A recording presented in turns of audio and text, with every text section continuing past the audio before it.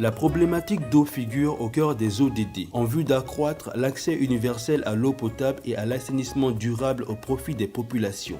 C'est dans cette optique que le gouvernement guinéen, avec l'appui de l'UNICEF, intervient aux côtés des structures décentralisées et des populations bénéficiaires en matière d'éducation à la santé et à l'hygiène. La lutte contre les maladies hydriques ainsi que la responsabilisation communautaire, en mettant en place un système communautaire de gestion et de maintenance durable des installations d'eau. La mise en œuvre de ce projet a nécessité l'expertise de plusieurs structures de l'État en charge des questions d'eau potable et de santé. Le modèle d'intervention mis en place a favorisé l'appropriation des institutions régionales de l'État à Mamou. La Direction régionale de la santé a assuré la coordination des interventions, la formation des comités d'hygiène de santé, COSA, la formation des agents de santé et la sensibilisation des populations sur les pratiques familiales essentielles de santé. Le SNAP était en charge du suivi des travaux et de la formation des COSA pour la bonne gestion des infrastructures d'eau installées par le projet. Ce projet, élaboré par le ministère de la Santé, en collaboration avec l'UNICEF, cadre parfaitement bien avec les objectifs stratégiques de notre plan national de développement sanitaire. Le SNAP est intervenu en 2 temps. Premièrement, dans le cadre du contrôle et de la supervision des travaux pour le respect des normes prescrites par le SNAP. La seconde partie de l'intervention du SNAP, c'est l'intermédiation sociale. Pour ce projet, l'UNICEF est venu nous consulter. Nous avons travaillé ensemble. Nous avons choisi ensemble les sites en fonction de la population, en fonction de l'utilisation, en fonction de l'importance de la structure de santé. Il y a eu une visite programmée par l'UNICEF et l'équipe DPS et DRS pour tous les sites qui ont été choisis.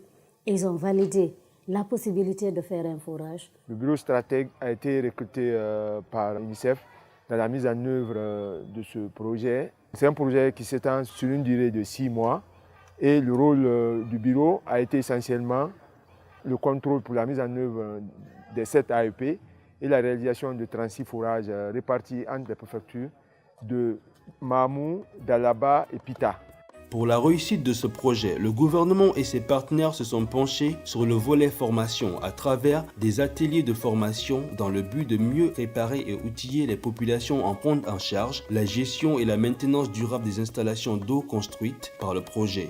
Les comités villageois de santé ont été identifiés et formés. Au total, on a eu à former 108 membres du comité de santé, 200 membres du comité villageois de santé. On a aussi, durant la deuxième phase, formé 144 agents de santé en PCI. Puis, on a formé 48 AC qui vont sensibiliser 48 000 patients fréquentant les structures de santé. Ces membres d'unités de gestion de services publics de l'eau ont été formés en plusieurs choses. Premièrement, pour la connaissance ou l'importance de l'eau, du forage. Deuxièmement, comment éviter la pollution de ces eaux, du bec de la pompe jusqu'à la bouche de l'homme. Qu'on les enseigne, on les suit jusqu'à ce qu'ils sachent effectivement utiliser ces points d'eau. Nous passons de communication en faveur de l'utilisation de l'eau potable qui est mise à la disposition de la communauté. Aujourd'hui, nous pensons que ce message-là et ces efforts fournis par les partenaires commencent à donner fruit dans la communauté. Nous avons 2 groupes au niveau du comité de gestion. Un groupe qui s'occupe du forage et un autre de la latrine. Pour assurer la bonne marche du forage, nous avons décidé de faire payer les utilisateurs par chaque bidon rempli. Toute la communauté s'implique dans la gestion du forage. Nous nous sommes entendus sur une somme que les familles donnent chaque fin du mois au comité de gestion pour l'entretien du forage.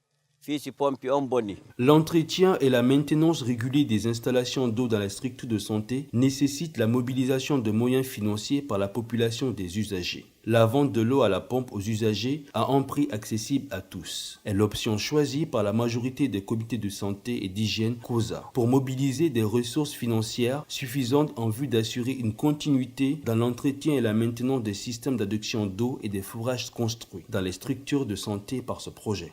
Chaque matin, on ouvre la pompe à partir de 8 h et on la ferme à partir de 18 h. quiconque vient, tu demandes de l'eau, tu payes 500 francs, 3 bidons. L'argent qu'on gagne, on dépose en banque. Quand il y a panne, nous prenons cet argent et nous payons les matériels. Les habitants du quartier Horefelo sont très contents de la réalisation de ce forage. Les habitants des autres quartiers viennent aussi puiser l'eau dans ce forage. L'amélioration des conditions d'accès à l'eau potable dans les structures de santé reste une priorité en Guinée pour les partenaires au développement, dont l'UNICEF. Ce projet, financé par la Banque mondiale dans 48 structures de santé, a significativement amélioré la couverture en eau dans les établissements de santé dans la région de Mamo.